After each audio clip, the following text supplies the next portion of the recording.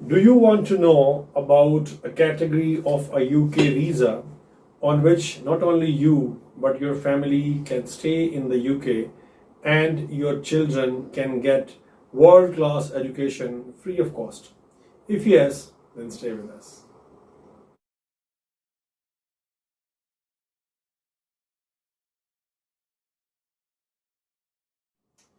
हम बात करेंगे आज यूके की एक ऐसी वीज़ा कैटेगरी के बारे में जो जिसके ऊपर आपको कोई ज़्यादा पैसे खर्च नहीं करने पड़ते। जिस तरह के पहले एक वीज़ा था जिसको एंटरप्रेन्योर कहा जाता है, वो रिप्लेस कर दिया है उन्होंने।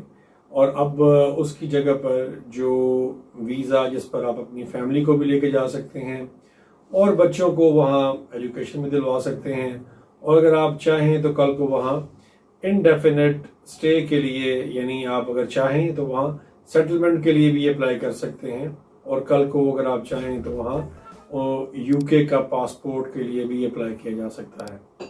अब ये देखते हैं कि ये वीज़ा किसको मिल सकता है। इसके लिए जो लोग अहल हैं, यानी जो एलिजिबल हैं, उनमें वो लोग शामिल हैं जो किसी ऐसी कंपनी में काम करते हैं जो कंपनी बेसिकली पाकिस्तान में है, यानी यूके से बाहर है। वो यूके में उसकी जो बेस है वो यूके में नहीं है, वो यूके से कहीं बाहर है, और वो चाहती है वो कंपनी कि हमारा कोई नुमाइंदा, यानी कि हमारा कोई रिप्रेजेंटेटिव वो यूके चला जाए और वहाँ जाके हमारी जो बिजनेस की एक्टिविटीज़ हैं उनको देखे। कोई ऐसी कंपनी जिसमें कोई काम करता है और वो वहाँ जाना चाहता है, कंपनी उसको वहाँ भेजना चाहती है, तो वो इस वीज़ा के लिए एलिजिबल है।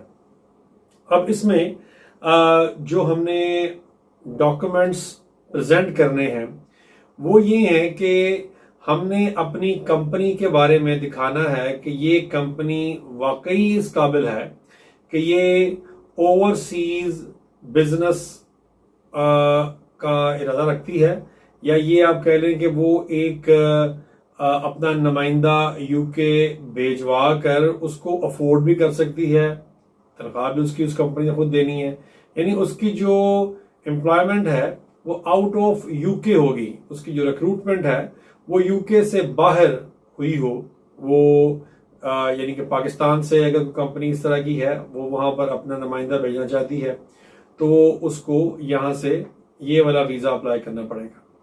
इसके लिए जो डॉक्यूमेंट्स हमें चाहिए होंगे वो ये हैं कि पहले तो वो ये दिखाएगा कि कंपनी की वर्थ क्या है, यानी वो अपना लेटर ऑफ अपॉइंटमेंट देगा, फिर कंपनी की वर्थ, कंपनी के अकाउंट्स, वो तमाम चीज़ें जो एक कंपनी दिखाती है कि मेरी ये वर्थ है, और इस कंपनी में काम करते हुए जो बंदा हम वहाँ पर भेज रहे हैं ये खासा सीनियर आदमी है और ये वहाँ पर हमारे बिहाफ पर काम करेगा और ये कुछ डिसीजन भी कर सकता है, यानी ये एक सीनियर आदमी है जो हम वहाँ पर भिजवाना चाह रहे हैं।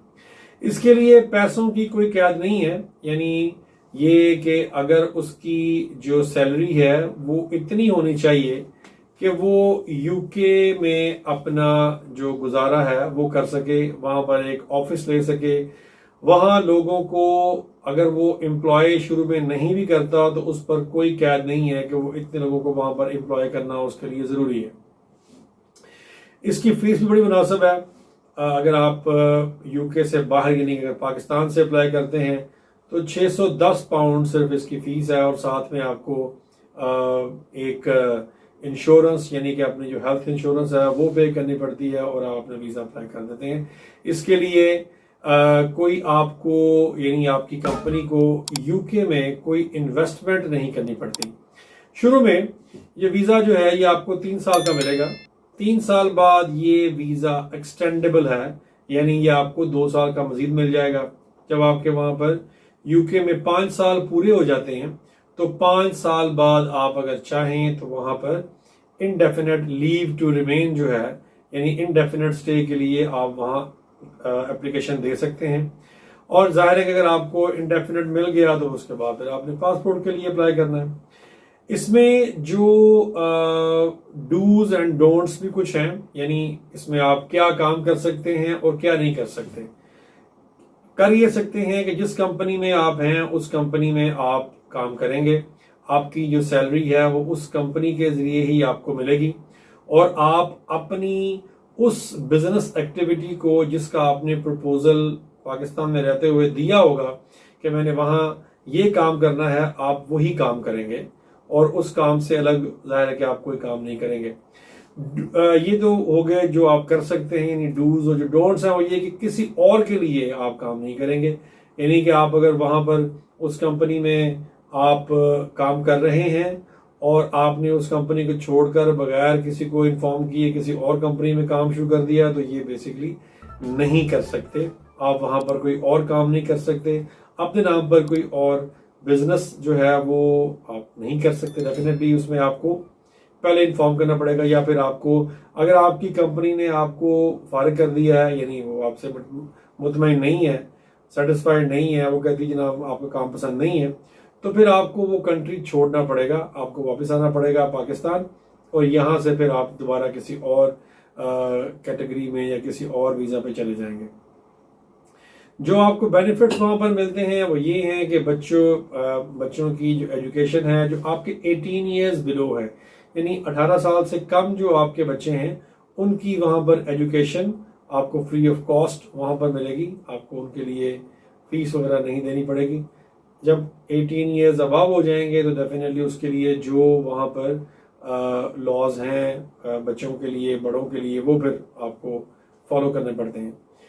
इस वीज़ा की जो सबसे बड़ा बेनिफिट है वो ये कि ये नॉन इमिग्रेंट से शुरू होता है और ये इमिग्रेंट तक आपको ले जाता है।